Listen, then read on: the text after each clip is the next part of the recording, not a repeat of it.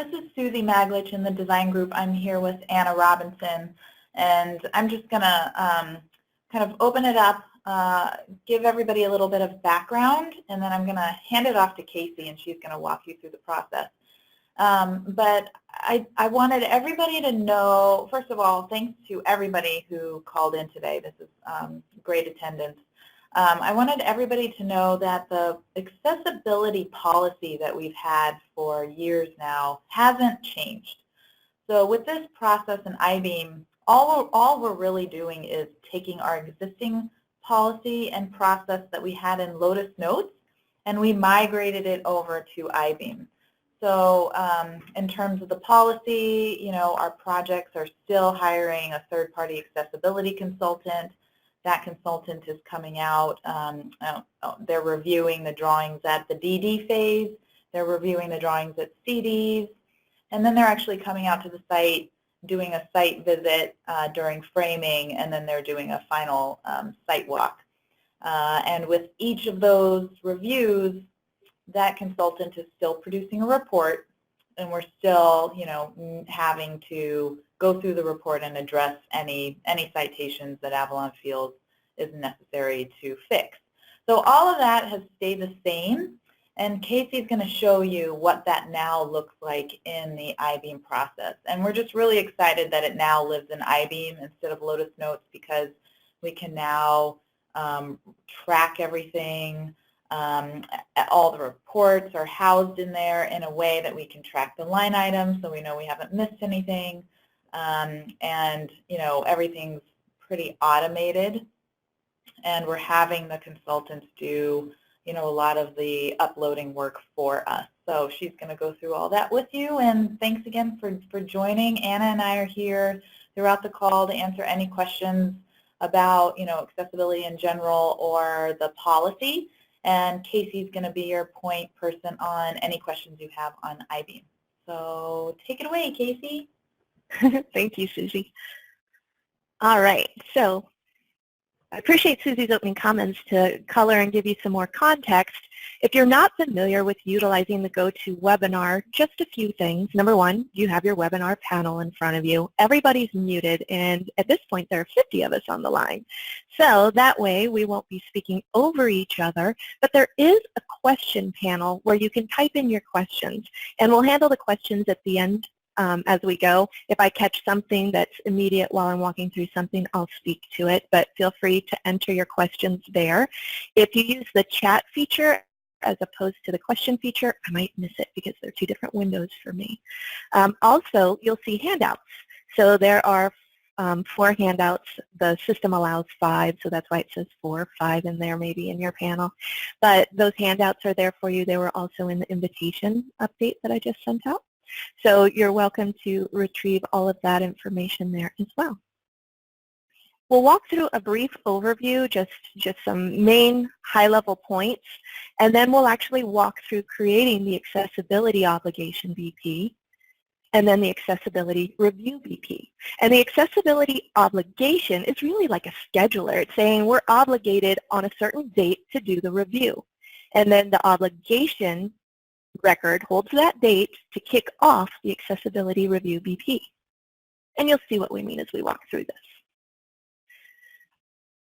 So the ABB accessibility policy, as Susie mentioned, remains unchanged. Creating a project or the form that you did in Lotus Notes, posting reports, viewing reports, and the sign-offs are all done now in I-Beam. And the existing projects that are in Lotus Notes remain in Lotus Notes, but any new projects moving forward should use I-Beam for their accessibility reviews. And if you're not sure which you are for your project, Susie and Anna can help us decipher that. Just as a quick reminder, you'll hear me say BP, that's a business process in I-Beam. So at a super high level, what takes place is that obligation, the scheduler, is created with a date. And then based on that date, the review record will kick off. Both the Accessibility Obligation BP and the Accessibility Review BP are found on the Community tab. And that's new for us. Most of you are used to working directly on the Project tab. So what you see right now are the breadcrumbs where it says Avalon Bay, Avalon Public Market, and then you can see it again. The one in the center is the actual community. So if you're ever on a project, you can just backstep to get to the community. And here on the Community tab, you can see accessibility. And when you expand, you'll see Review and Obligation. Again, the Accessibility Obligation record is a scheduler, and it's created by the Dev Admin, the Dev Manager, or the Construction PM. The Accessibility Obligation record is what kicks off the accessibility review task on the specified date. Then that task routes based on the type. So if it's a DD or a CD review, it will kick off to the Development or Redevelopment Manager. If it's framing or final, it will kick off to the Construction PM.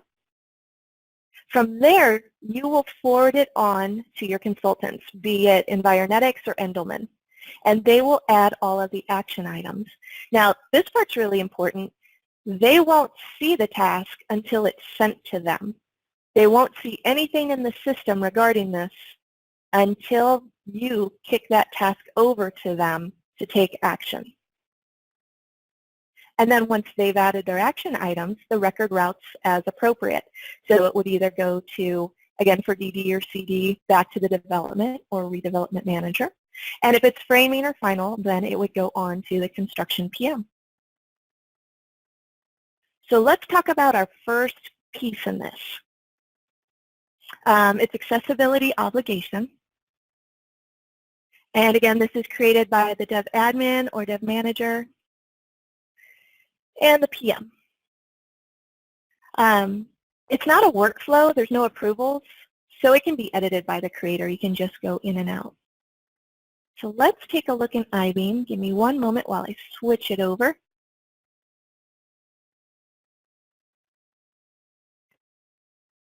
And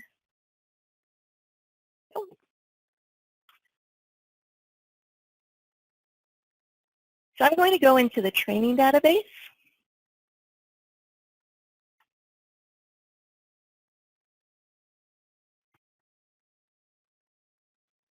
And give me 1 second, I see a question.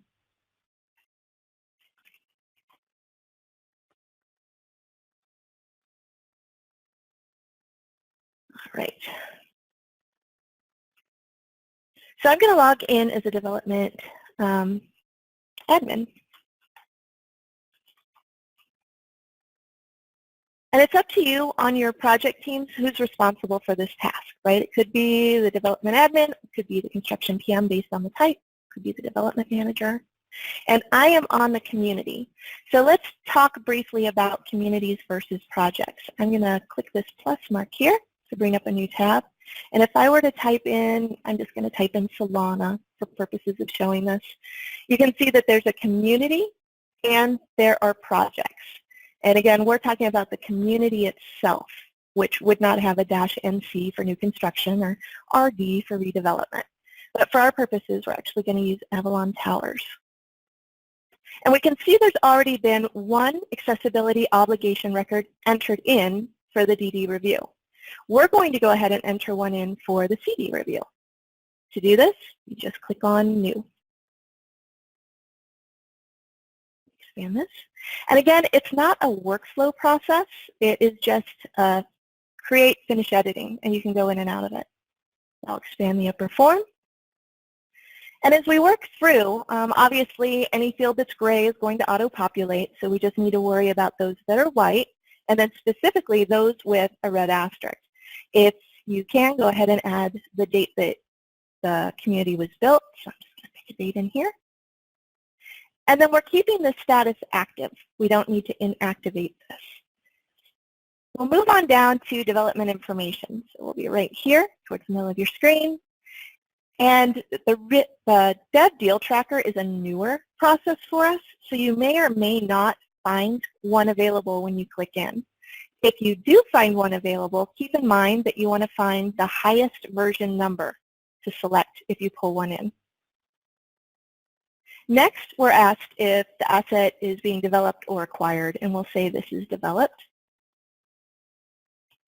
And then we're asked for the development manager, and this is important for routing purposes.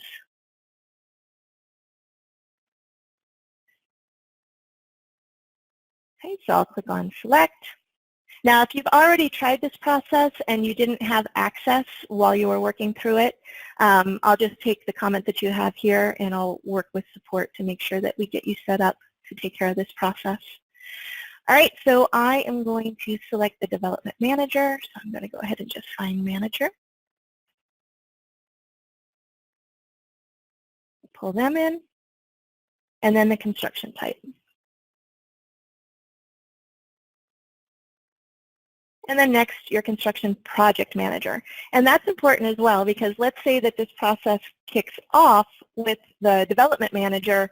By the time it gets to end, the construction PM will review it and vice versa. So we'll go ahead and select that person, pop that in, and then we'll move on through. All right, so you can put the number of buildings, but it's not a mandatory field.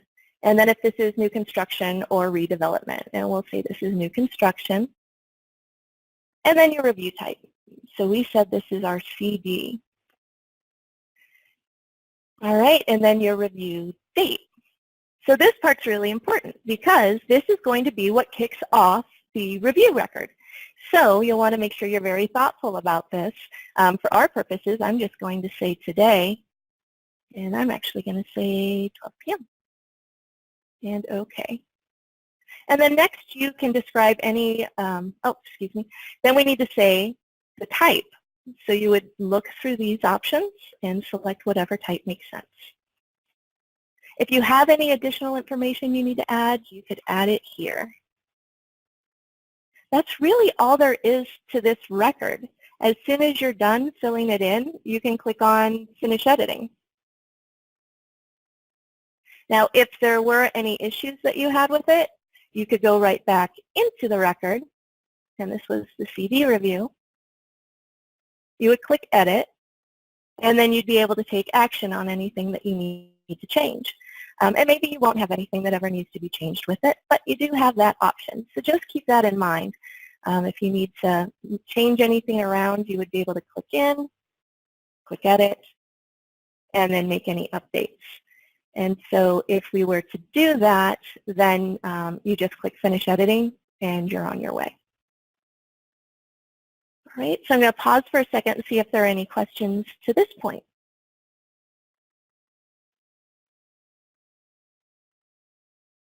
Nope.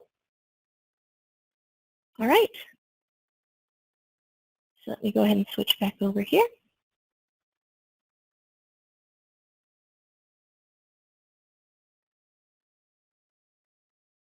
So that's really how simple it is to create the obligation record. You really just go in, you say, hey, this is some information about this, and this is the date that I need to kick off either the CD, the DD, the framing, or the final, and you're done with it. Once that date rolls around, then a task will be created, an email will be generated for you to start the accessibility review process. So let's take a look at that. Again, it's based on the review type and the date, what happens next. And let's take a look at a few of the options on here. So let's say that it goes for either DD or CD. First thing it'll do is go to the development or the redevelopment manager before it goes to the third party. So it's coming to you as a development or redevelopment manager, and you're going to push it to the third party. And once they have the record, they're going to upload their report and add the action line items before they push it back to you. And then you can work with the design consultant as needed before you push it on to the PM. And after the PM signs off, it goes to end. So that's the path there. If instead we were going to go for framing, that looks just a little bit different. So the framing starts with the construction PM. They push it on to the third-party accessibility consultants, who then will push it back to the construction PM before you go back and forth with the design consultant as needed, and then on to the development or redevelopment manager before it goes to end. And then lastly, if it's the final walk, kicks off to the construction PM, goes to the third party. They send it to the construction PM, again, back to the design consultant for review before it goes to the manager for approval, design director for approval, SVP, and then Dev VP before going to end. So this one has a little bit different path. All right, so let's take a look in I-beam. And again, if you give me just a moment to switch this over.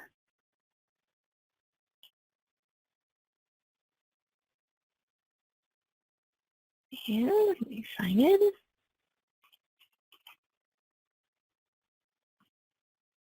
And I mentioned that there are going to be the email notifications. So I'm going to show you one of those first. So here's our email notification that came to us. And as always, it comes from Unifier.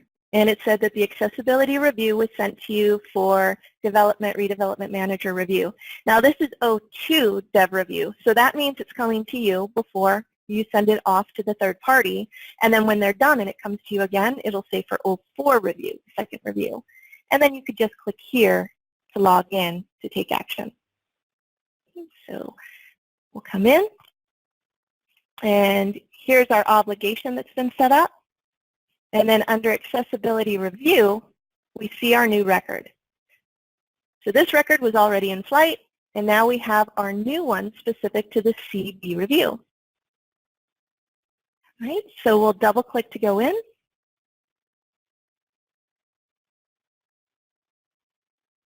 And first thing we'll do is accept the task.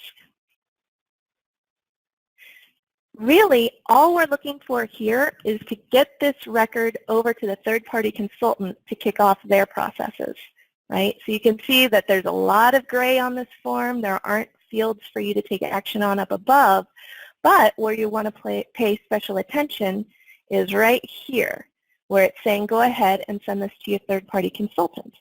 So first, we're going to click Select, and if you're on the West Coast, this would be Endelman and Associates. If you're on the East Coast, this would be Environetics. And I'll share with you that both of them have parties that have already worked through this process in production. So we've already had our first records that have kicked off that they have touched. I'll click on Select. Now, for our purposes in this training database, I'm going to pick a different vendor, but you would select one of those.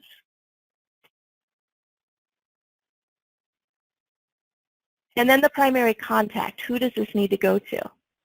I'm going to click Select, the proper person, and I have the ability to add a work phone number if I need to. All right, so don't miss this part because we're going to come down to action details, and you can see that when we select our workflow action of send to third-party consultants,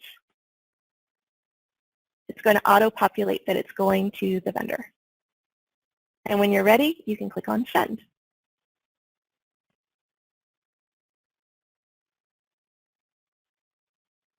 All right, looking to see if there are any additional questions that have come up.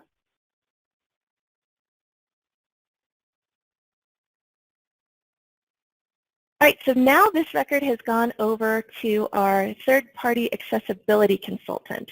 And so just to give you a sense, that would be the party that tells us, hey, these are the accessibility items that you need to make sure are considered in the design drawings and in everything that we do.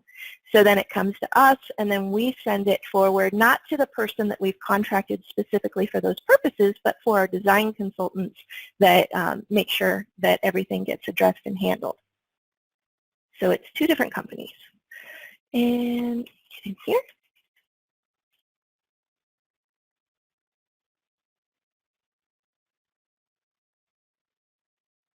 And Danielle, I see your question. I'm going to have to look at yours specifically. All right, so now I am the vendor. I have received the email notification to let me know that I have a task to complete. That task is visible on my Home tab and here on my Community tab. And we can see that this one right here is awaiting my attention. Let's take a look real quick at this log view because you're about to see it change after I do some work here. As we go across, you can see the status, obviously. And then you can also see total number of action items, what's completed and what's pending. The total number is 0 because we haven't added any. But once, as the consultant, I add those action items, then you're going to see that number increase. So it makes sense that it's 0 right now because we have not added them yet. So let's go ahead and take a look at that just so you know what takes place. So I'll go into the record and I'll accept the task. Again, the vendors that we're utilizing, the third-party consultants, have already been through this process and I've been working with them. So I'm not going to spend too much time explaining this piece that you all don't have to do. I just want you to see what it looks like real quick. They'll come through, and the first thing it asks them is, are all action items uploaded? And right now we haven't added any, so that's what we need to do, and we're doing it for them on an import. So let me get my import buttons to show here. Come down to accessibility action item, and my buttons are hiding. There we go. So instead of adding one by one, I'm going to click import. And then they can click right here to select a file. They select their file and click next, and then they'll click upload. And this takes an extra second compared to what we're used to for adding contracts and such, but it's really a relatively quick process. All of their line items drop in. So each of these line items is an action item, right? So these are the ones we need to review. They all go in as pending so that they can come back to us for a response and or action taken. So now in the upper form, I can say, yes, I've added all of those items, but it's also asking me if I have attached the full report. And I'm sure everybody here is familiar with the add attachment, my computer. So I'll browse, and then I can just pull in my report. And I'd upload. So now the third-party consultant to say, yes, I've added both the action items and the full report. They also can provide a specific location. There's an area to provide an even more specific location within the action line items. So this can be more generic as needed. Okay? So we have all of that information in. And when they click submit then, it's going to move on back to the manager to review the information that they've added.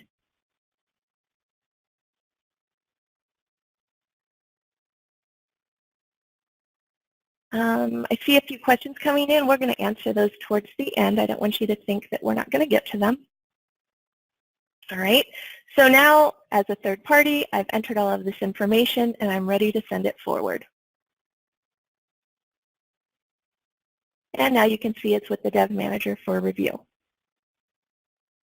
Right, so let's take a look at what the Dev Manager sees. We can sign out here.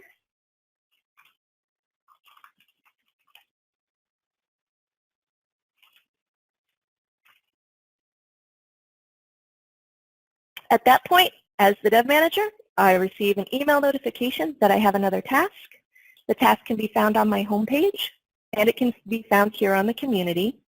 And while we're in here, you can see that we have our record. So I'm going to double click to go in. And of course, accept task. So now at this point, I have the ability to just gather some information through here. And note this section where it says Design Consultant Response. Are all of the action items complete? That's important because you might keep this record for a while and work on it. You might want to go ahead and send it to the design consultant, and the action items are not complete. You just need to send it to them for a little bit, and then they can send it back to you. You can come down to the accessibility action items, and this example is 87. I've seen some that were 115. So of course, you're all familiar with how that varies and that we normally use that in Excel. But what we have available for you, instead of opening up every single one, you might consider using this grid function. And so in the grid function, You're able to double-click on a line item to look at it if you need to see more information. If there is something that runs over so you can't see all of the verbiage, you can just hover over it. So that's another trick to be able to see everything that's in there. If you are making any updates, always make sure you click Save. And I didn't make any updates. The other thing that's important to know is that you can come up to File, Print Preview, and then I would choose HTML. You can play with it, but this is the one that I think works really well. And then I don't really want the upper form information. I'm just interested in the detailed action items. So I'll click OK. And now I have a report that I can print out of all of the line items.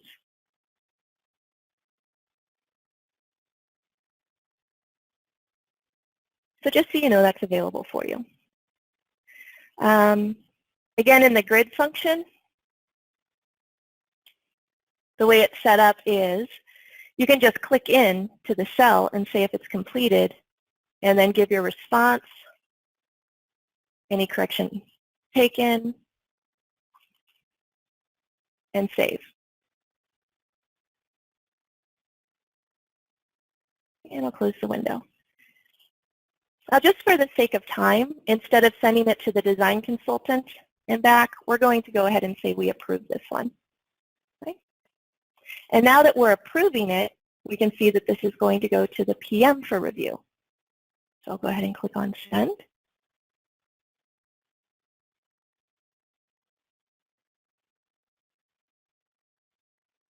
All right, so now it's in approval, but it's waiting for the PM. So I'll sign out here.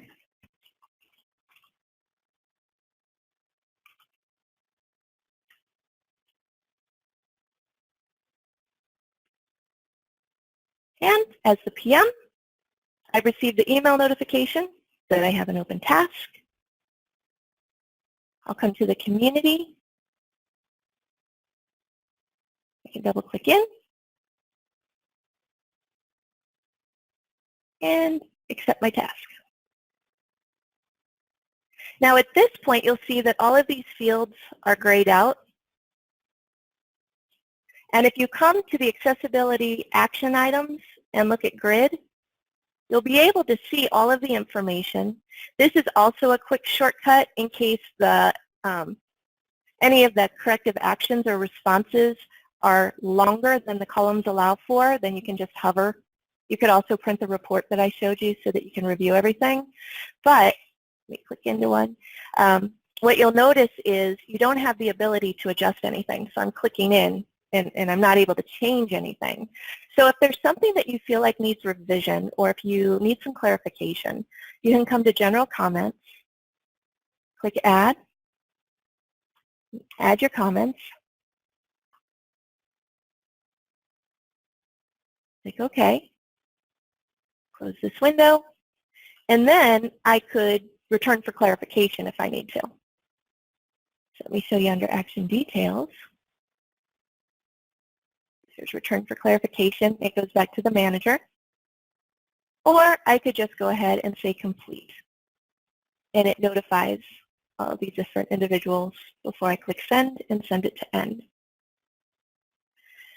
So before I send it, I'm going to pause there and see what questions we have to see if there's anything that I'm able to answer now or if we're going to go ahead and answer it just at the end here. Give me a second as I scroll through.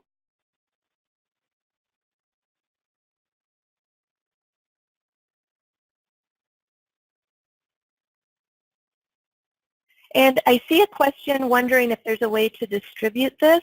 And I'm sorry, I didn't see your question when you first typed it. I wasn't looking at the question part. But if you could let me know at what part, specifically at what timing you're thinking about sending it to them, then we can address that. All right, so then I would click on Send. And now we can see this one has been completed. So we have our accessibility obligation, which was our scheduler that kicked off the process. It kicked off a review.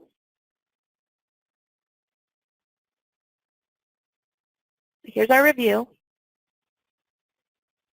It was created by the admin. I'll make this bigger. It was created by the admin, and then it went on to the dev director. And keep in mind, we're just looking at the top workflow here.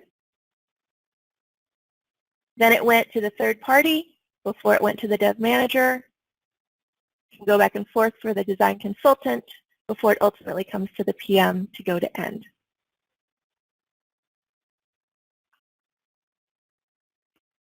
All right. So a few reminders, and then we'll get to your questions here in a second. Existing projects in Lotus Notes do remain in Lotus Notes, but all new projects moving forward should use the I-beam for their accessibility reviews. Some resources you have available to you.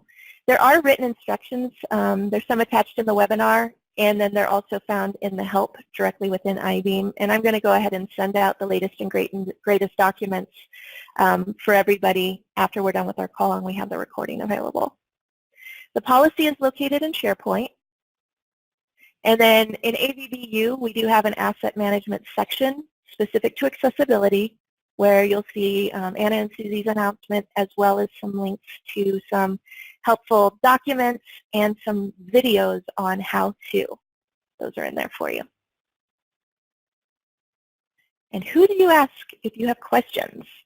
So if it's specific to I-beam, then of course reach out to I-beam through the helpline at either extension 3000 or the toll-free number. And for accessibility policy questions, then obviously reach out to Susie or Anna in design. But let's go ahead and get to some of your questions, because I want to make sure that we get those answered. So Anna, I'm not sure if you can see the questions, but I can certainly read them and see if you can help me answer them. Yeah, we can't see the questions on our side, but yeah, if you just want to read them out, and then if you need us to answer them, we'll get them. All right, perfect. Skipping anything I've already answered. Can you provide maybe a better description of the difference between AVB Design Consultant Group versus the third-party designer group versus the third-party consultant group? So the third-party accessibility consultant is the accessibility consultant, so either Environetics or Endelman. The design consultant is your architect. But in some cases, if it's really, some of the citations in the report are about the site, sidewalks and slopes, the design consultant could very well be the civil engineer or the landscape architect.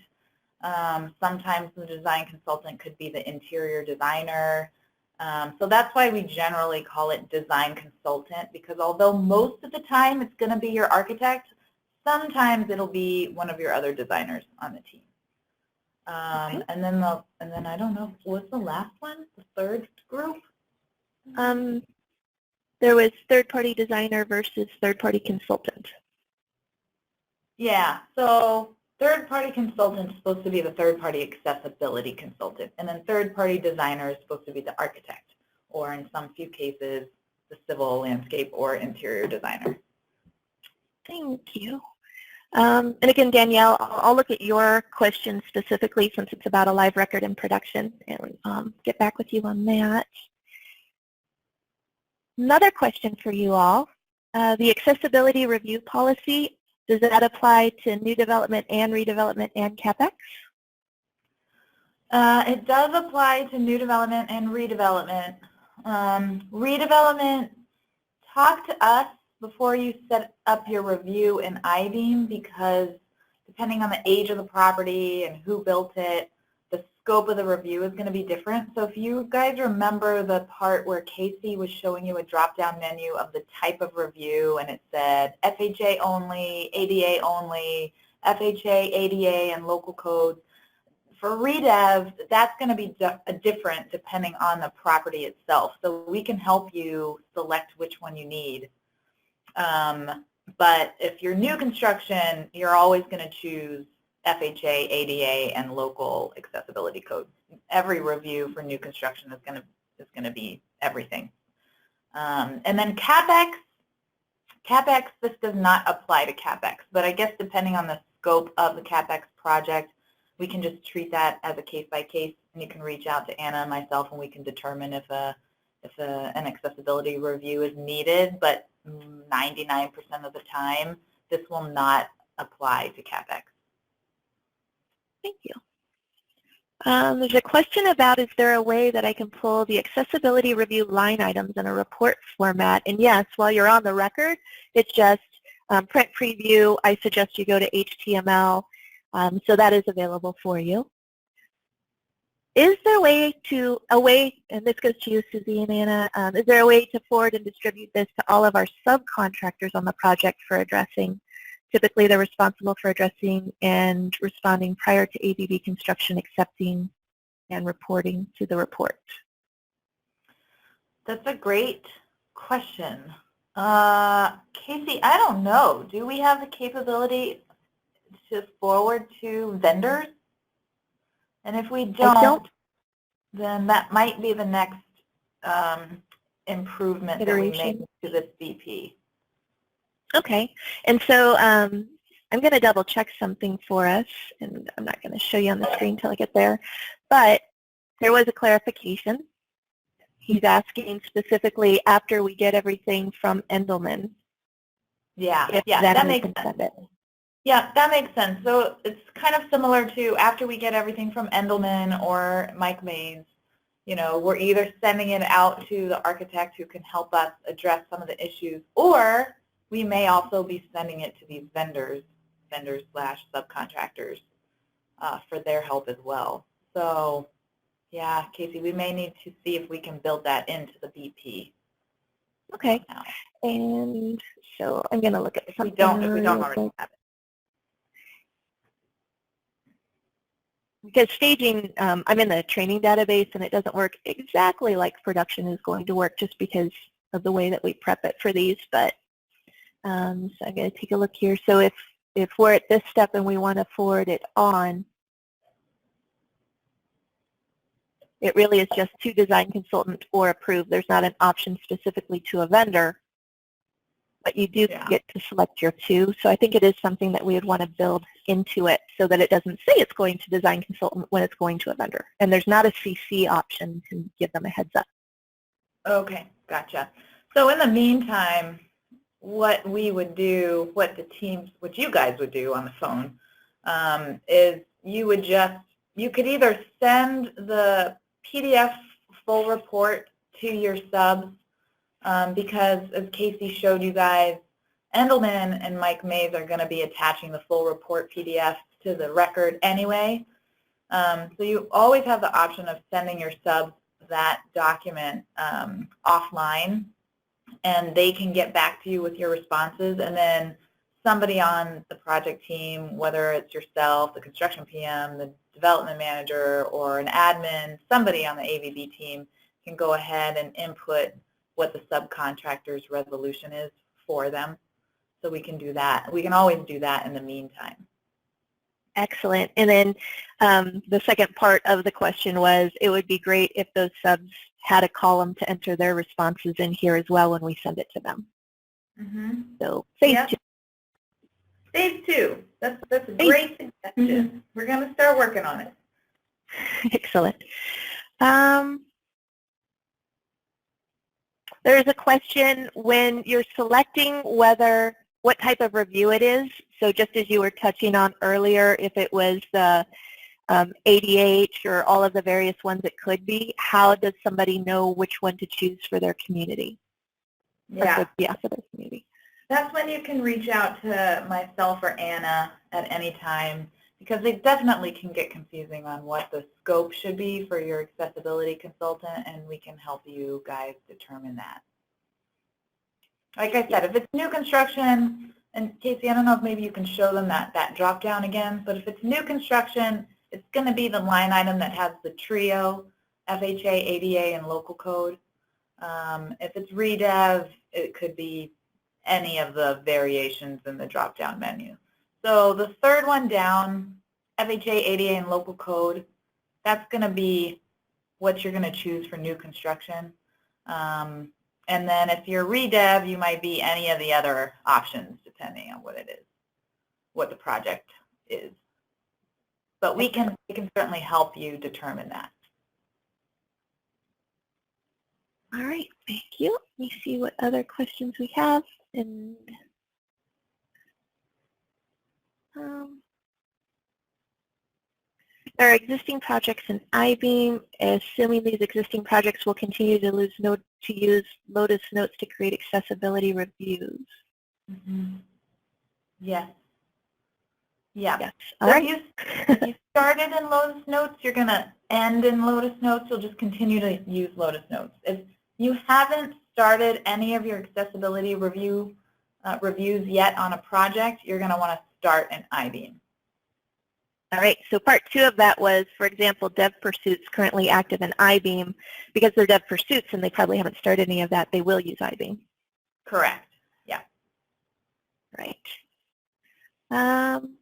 If you've already begun an accessibility review, does it need to be loaded into I-Beam? No, no.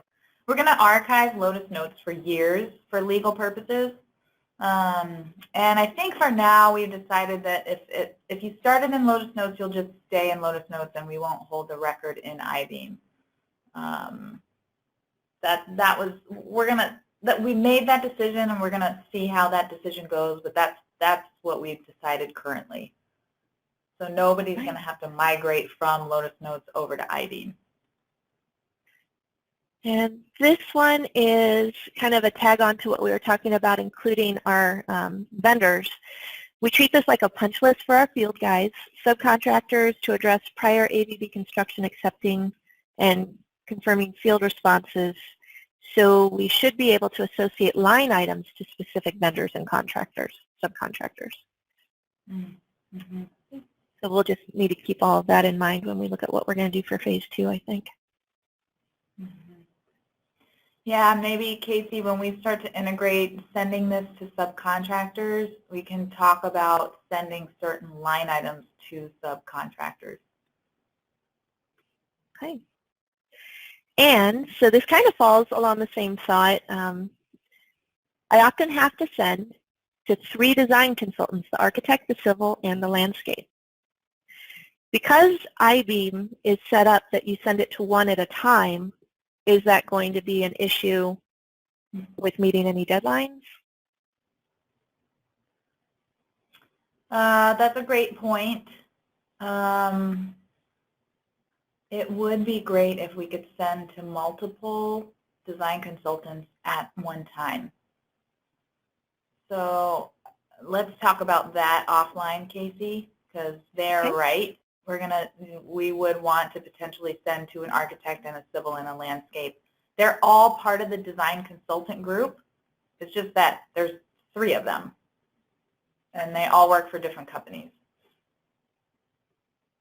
But they all fall under the design consultant box in the workflow. Yes. Yeah, it's just 1 at a time is how we'd be able to send it today. Right.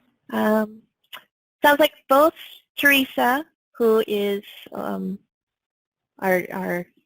configurer and architect of the software, and Wei have some ideas on reporting. So, as far as creating a report that would be easier to use, including for this purpose of sending it to the subs.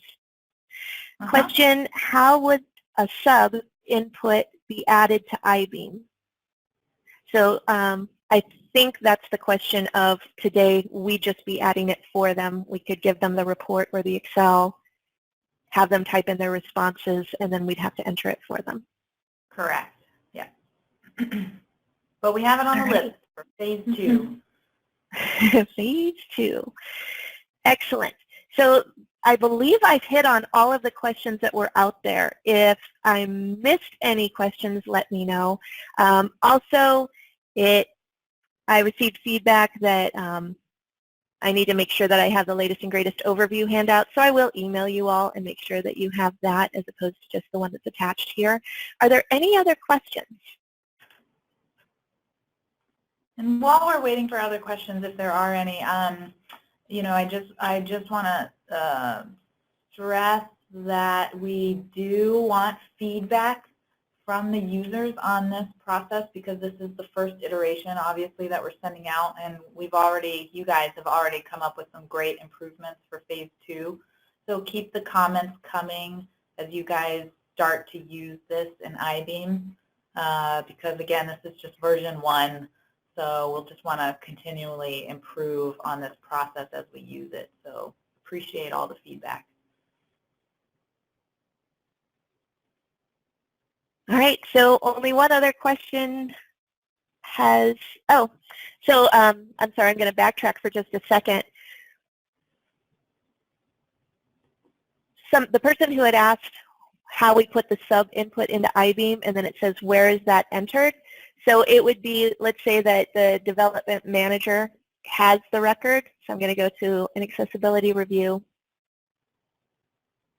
Today, the way that would look is here within the record, if the sub is supplying information for us, then within the grid, or if you want to do it just line by line, you could put ABB response or corrective action taken, and you would just want to say something along the lines of per sub or whatever. But we did have a question earlier if we could have a separate column for that, which we don't today. So that's where it would be entered.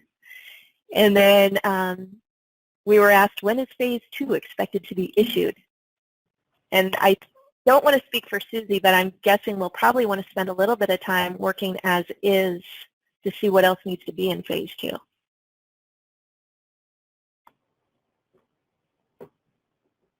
Anything you'd want to add to that, Susie? Sorry, I was on mute. No, I think you covered it. Yeah, I think we're gonna we'll just have to talk offline, Casey, and see what we want to put into phase 2, or what we can put into phase 2. But I think in the meantime, we definitely have some workarounds to keep the current process going. But we'll try to automate it into I-Beam with the next iteration. All right. And there's one more that was entered. It says, Olson with Subcontractors, we have also asked architect and consultants to address in the field considering it's design related. So I guess something to specify, hey, this is design related. Yeah, so they're asking if we can flag something as design related? That's the way I take it. And if Bill, you're on the line, if you want to add any clarification, you're welcome to. And Casey, can you read that one more time? Mm-hmm. Along with subcontractors, we have also asked the architect and the consultants to address for us in the field if it's design related. Yeah. So that is the intent. When we forward the items that the accessibility consultant cited over to the architect or other design consultants, right now we're forwarding everything over to them, and we're just expecting them to kind of go through every line item and addressing any that are design related. So we're not calling out which ones are design related, but we're just basically putting it on the architect to identify which ones are design related for them to address. So Casey, we could talk about maybe there is a way for our teams to flag which ones are design related, but that just, the downside to that is that puts more work on somebody on our team, when I think we can probably trust the architect to pull out which line items pertain to them. But we can see how it goes. All right, and so I'll take all of the comments that we have submitted regarding our potential phase 2, any of those, and I'll make sure that we retain those for when we're looking at our next steps for the accessibility processes. Mm-hmm. Yep, great. All right, so I don't see any new questions that have come through. There's another comment, and again, Bill, I'll include that as we look forward to phase 2. So unless there's another question that comes through, I again just want to express how much I appreciate everybody taking the time to jump on this call. And I'll send out a reminder email probably by the end of the week just saying, hey, don't forget this is where some resources are, the updated handout, and the video has been posted to AVBU. Any other closing comments? No. All And right. thanks, Casey, for running the tutorial. Thank you. Oh, my pleasure. All right. Thank you all. Have a great rest of your